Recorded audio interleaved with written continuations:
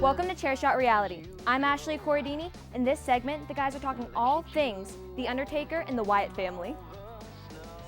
Thank you, Ashley. Yeah, that's definitely, guys, what we take away the most from Hell in a Cell last Sunday. And, of course, Hell in a Cell, it's that much more exciting when you're playing with WrestleRumble.com. Once again, another successful pool, as we hear, at WrestleRumble.com, where you can predict the winners, outcomes. And real quick, I want to give a shout to the first place winner who got $400, Drake Gronsky from McChesney, Illinois. Second place went to Chris Gatto right here in Pittsburgh. And third place, Corey Frazier from Halifax, Nova Scotia. So all over the globe playing. A lot of good times. McChesney. Money, Big prizes. league. Illinois. He's big league. Yeah. He's big league in there. Isn't it funny, though, at Hell in a Cell, what you're talking about is two guys who lost their matches? It's amazing. No. But now it looks like The Undertaker is going to be involved in some sort of, I would assume, a traditional 4-on-4 Survivor Series match against 4 members of the Wyatt family.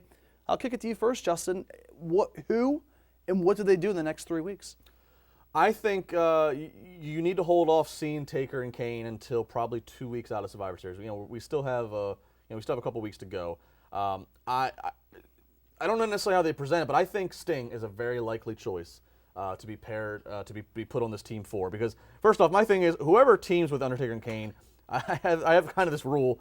You need to be able to be billed from parts unknown. Taker and Kane obviously are mystical characters. You can't just put can't put the Dudley Dolph Boys. Ziggler or the Dudley. Well, the Dudleys are from Dudleyville. You can't have any white bread babyface. You need to have somebody that kind of fits the aura. So I think Sting. Obviously everybody's been wanting to see Sting do some kind of business with Taker. Yeah. This might be as close as it comes.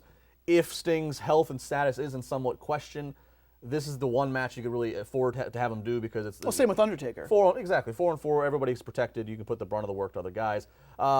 Sting, and the fourth one's a wild card. And I kind of just stir the internet up. I say, if you want to do what Undertaker did 25 years ago, where he made a debut of being the unknown on the team, and if you want to find a guy who's parts unknown kind of ask and put somebody over, maybe this is where you have a Finn Balor debut or something of a new interest. Though. I'm excited about this. That's actually, I've never thought of Finn Balor just for the fact that people already know who he is, but you make a good point because he is, with the paint, with the body ink, everything that he has that mystical, unique, what a rub that is. Crazy, a great rub. And we've heard for about 2-3 months that he's ready to go. They're just trying to find the right thing for him. I'm scared with that for the sole purpose of you're not going to eliminate Sting or Taker first. So he's going to easily be the first or second guy eliminated in a traditional Survivor Series elimination match. So while it does give off a rub, it's not like he's making a big grand statement of coming out on top. And I think the Wyatt family has to win, but they're not going to. You're telling me I shouldn't hold my breath for Papa Shango? I mean, I would prefer the Godfather. I like Hose. So. But I'm talking about that mystique figure, that haunted figure, the boogeyman. The boogeyman? Yeah. No, I don't think. I think The Undertaker has to win this match. The 25th anniversary of The Undertaker's debut. I think maybe Vince. I could see people wanting for that reason, but at the same time, as I always say, Taker's Taker doesn't care. Give up the streak. He wants to do business, and obviously, they had Taker. Obviously, Taker worked with Wyatt at Mania.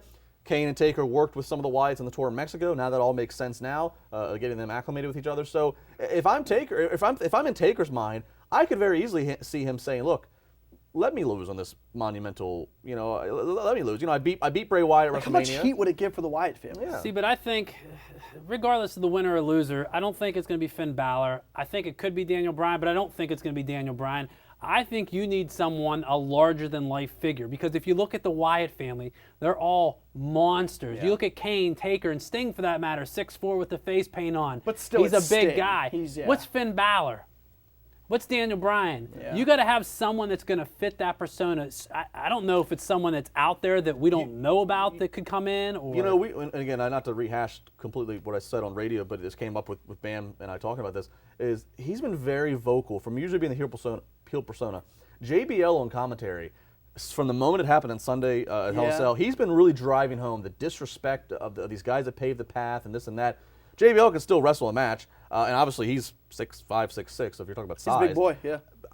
He doesn't really, he doesn't fit my parts unknown criteria, living in Aruba and talking Wall Street in New York City. But JBL's a guy who has some legendary status, and I don't know. And I don't know. We're all in agreement that it has to be somebody noteworthy. It can't be a random Dolph Ziggler or a Ryback or guys like that.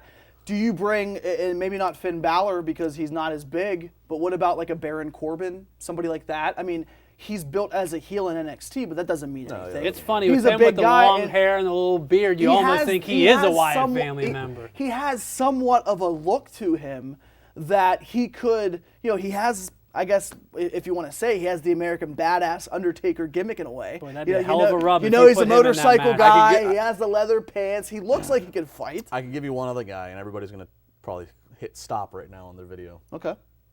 It's not unlike WWE to plug this person in when they need it. If you're talking about size, Big Show.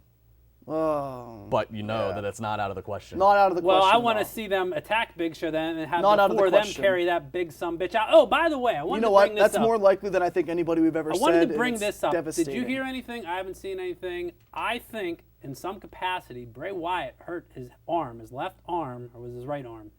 Anyways, if you go back and watch Raw, or actually watch the end of Hell in a Cell, when he comes out to attack The Undertaker, when the whole family comes out, he is very gingerly holding his left arm into his side. Everything he did was his right arm. He didn't move his right Hell arm. in a he didn't Cell move probably his took a right- toll This out guy's of him. I Spy, Inspector Gadget. I mean, the Brock Lesnar blade job, the hurt arm from Bray Wyatt. What's next? Nip slip? You Oh, gonna find a do nip slip you somewhere? do you think that now? I heard you talking about this on Tuesday. Do you think the possibility exists for Brock Lesnar to join that team out of respect for the Undertaker? Obviously, the possibility's there because we're coming right off that feud, and they kind of settled it, and there was like a little look of respect. little bit, yeah, But from Lesnar. I'm so against that. I don't like. First off, Brock's the guy that says it himself in the podcast. He doesn't play well with others. I don't like putting him on a team environment. I also think if you put Brock in that situation on a 4-on-4, that's very hard to get the Wyatts over. Like, how do you like? It's hard. Yeah, Brock can. Yeah, you can have Braun Strowman use his strength to push Brock around a little bit, this and that. But I think putting Brock in there, it messes up the entire purpose of what's trying to be accomplished in that And whole I'm thing. gonna throw one name out. The Rock. No, just look over your left shoulder. My left shoulder? I love it, but he introduced the Undertaker before Hell in a Cell. He's gonna have him on the podcast Stone Cold? soon. If there's one Don't guy, toy with me, if Goliath. there's Don't one toy with me. guy, Stone Cold in if Survivor there's Series? one guy, and you can protect him like you can protect Sting now. 4 words. Your ass is itchy. plus Sting in Atlanta. Atlanta. Goldberg, Atlanta. Not gonna happen. What about Mordecai? Nah? Mordecai. Nah? Off the rails? I'm gonna make a call to RJ City. I think Thinking about RJ it. could do it. Call RJ City, see if he can fit in.